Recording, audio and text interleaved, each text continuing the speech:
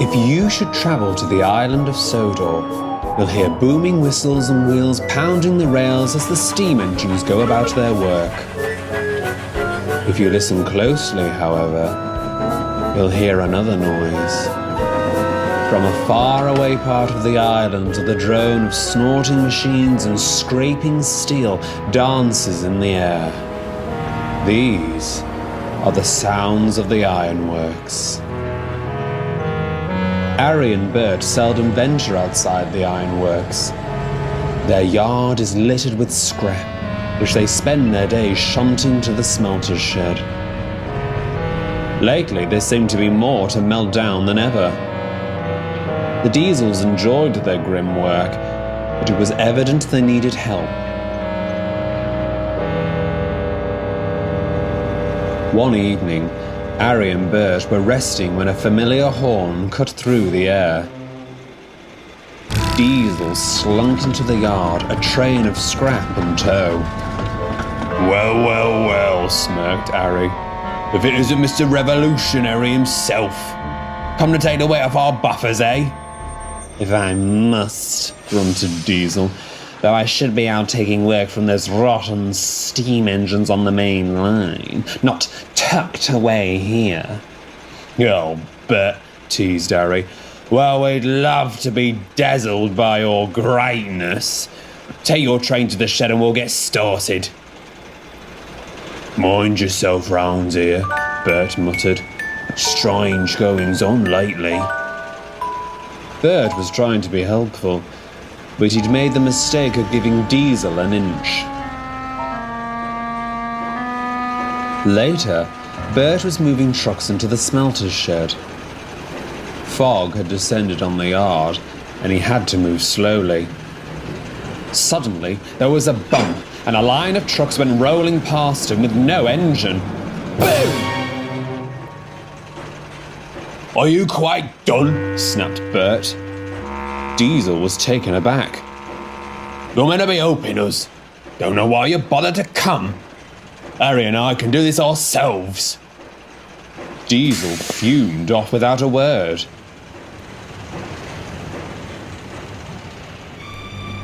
Can't rely on tired old tricks.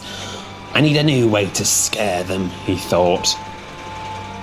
The echoes of the smelting sheds faded as Diesel ventured further into the sidings. The night wind blew through the frames of the old cars and engines, which sat languishing under years of rust. Filth, muttered Diesel. Though perhaps they have some use now. Which one to scare them with? Plenty to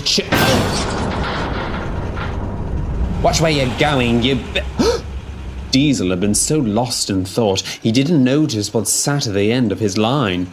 A huge tender engine.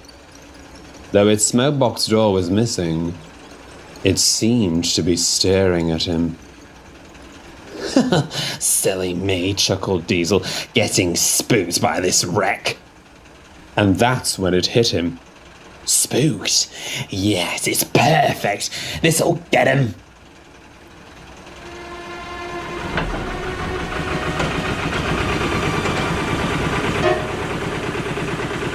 Slowly, Diesel pushed the hulking mass out of the siding. It creaked and rocked along the rails as if it might collapse at a moment's notice.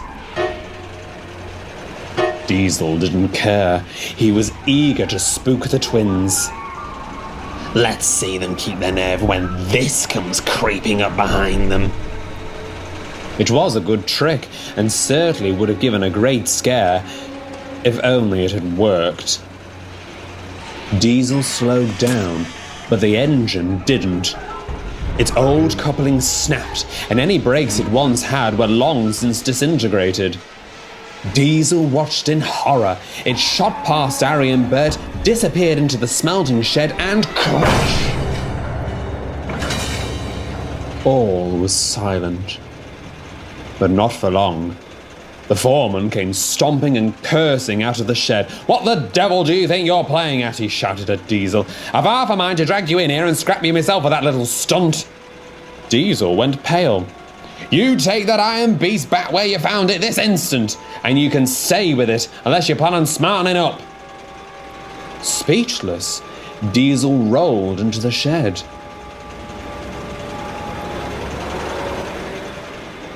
The engine was still.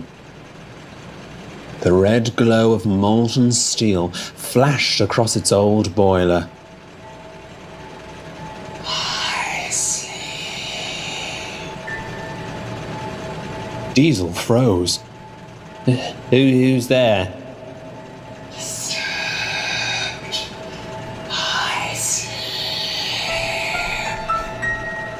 Very funny. You two, truly terrifying, Diesel grunted. He looked back. Harry and Bert were nowhere to be seen. It was just him and the engine. With more care than he usually took, Diesel pulled the engine from the shed and set off towards the old sidings.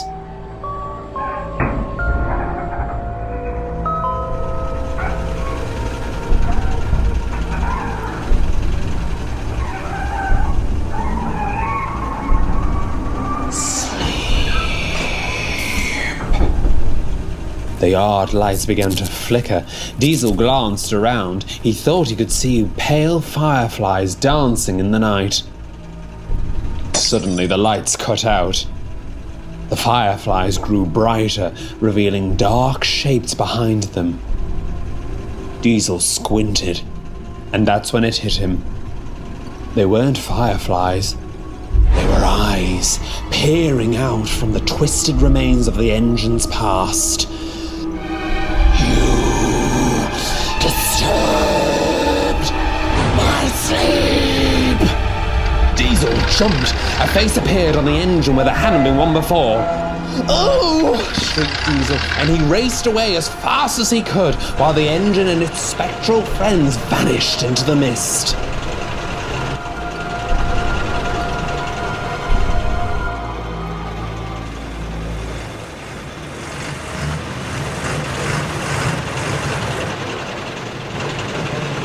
"Where have you been?" demanded Harry when Diesel returned. "Trying to leave all the work on us, eh?" I'm so sorry," stammered Diesel. I'll get to work. I'll get to work right now." For the rest of the night, Diesel didn't say a word. He worked without fuss and gave the twins a run for their money.